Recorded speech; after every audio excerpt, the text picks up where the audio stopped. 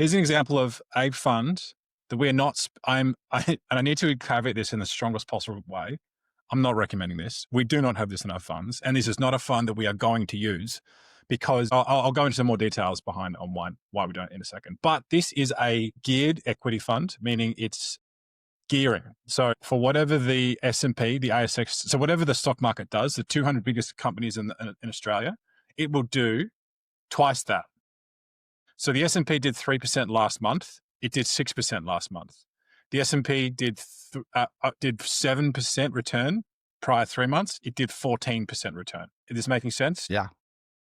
Although I might just jump in quickly and just explain some of the financial planning jargon we just used. Gearing simply means borrowing money to invest. And this could just as easily be minuses. So if the stock market was down 3%, it'll be down -6. If the stock market was down 7, it'll be down -14. This is a double-edged sword. Everything goes up, goes down. Now, the reason we don't use this in our portfolios is there's a thing called time decay. I won't get into the Greeks of options theory and pricing, but there's a reason why these figures here are not exactly correct. So, for example, the 3-year return of the ASX is 13%, but the 3 return of this is only 21%. That's because there's a gearing cost, and there's also a gearing drag that occurs here as well. So that's why I don't use this fund, because on a day-to-day basis, it doesn't quite work.